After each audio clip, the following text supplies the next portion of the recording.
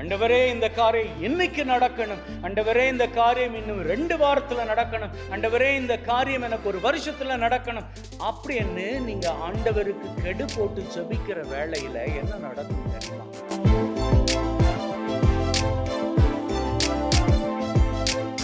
கடவுள்கிட்ட வேண்டப்போ இத மனதுல வச்சுக்கோங்க. உங்க தேவை என்னையோ அதை கடவுள்கிட்ட சொல்லிட்டு நீங்க வந்துருங்க. அவருக்கு தெரியும் எப்ப எப்படி தருவது, உங்களது தேவைகளை நிறைவேற்றி கொடுப்பது அப்படின்னு சொல்லி.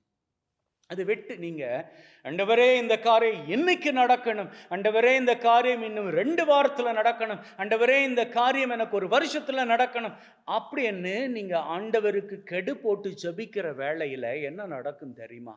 ஒரு வேளையில நீங்க கெடு போட்டு ஜெபித்தது போன்று உங்களுக்கு கிடைச்சிருச்சு அப்படின்னு சொன்னா ஹாப்பி. இல்லையா உங்க மனசுல அவநம்பிக்கை தோன்ற ஆரம்பிச்சிடும். நான் கேட்டனே ஆண்டவர்கிட்ட சொன்னனே, ஆண்டவரே இந்த நாட்களுக்குள்ளாக என்னுடைய காரியம் நிறைவேறணும் அப்படின்னு சொல்லி உண்மையான கடவுள் என் மீது அன்பு வச்சிருந்தா இதை நிறைவேற்றி கொடுத்திருக்க மாட்டாரா என்று. அப்போ உங்களது வார்த்தைகள் அவநம்பிக்கையின் வார்த்தைகளாக மாறிவிடும். அந்த நிலை வேண்டாம். ஏன்னா கடவுள் மீது நீங்க நம்பிக்கை வைத்து இருக்கணும். அது கடுகளவாக இருந்தா கூட காரியம் இல்லை. ஆனா அவநம்பிக்கை மாத்திரம் வந்து விடக்கூடாது.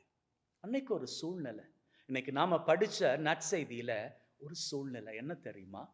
அப்பங்கள் கிடையாது, வயிறார உண்ணுவதற்கு எதுவுமே கிடையாது.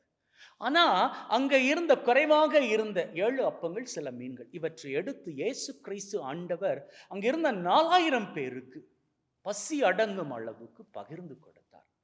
இதுல ஒரு அற்புதமான காரியம் பாருங்க. இயேசு ஆண்டவருக்கு தெரியும் இந்த மக்களுக்கு தேவை இருக்கிறது அப்படின்னு சொல்லி. தேவை இருப்பதை அறிந்த தெய்வம் அவர்களுக்கு கொடுத்தார். கொடுத்ததன் பிறகு அங்கே எஞ்சிய துண்டுகளை 7 கூடைகள் நிறைய அவர்கள் அள்ளி கொண்டார்கள். அப்போ அவர்களது தேவை என்ன அப்படி என்பதை அவர்கள் ஆண்டவருக்கு தெரிவித்தார்கள். அவ்வளவுதான். ஆண்டவரை இதை கொடுங்க அதை கொடுங்க அப்படின்னு சொல்லி யாருமே கேட்கல.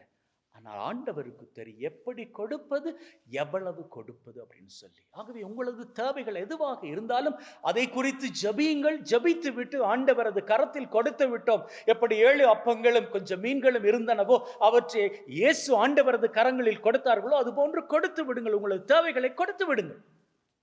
அவர் என்ன தெரியுமா பண்ணுவாரு? உங்களது தேவைகளை அவர் ஆசீராக உங்களது வாழ்க்கையில் பொழிவார். அந்த தேவைகளை நிறைவேற்றி கொடுத்து உங்களது வாழ்க்கையை ஆசீர்வதிப்பார். அப்படி அவர் ஆசீர்வதிக்கிற பொழுது அவர் கடவுள் அல்லவா? அவரது கரம் பெரியது அல்லவா? அவரது மனம் பெரியது அல்லவா?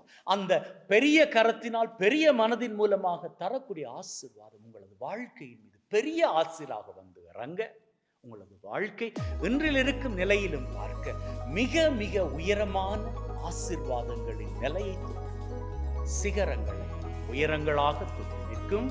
ஆமென்.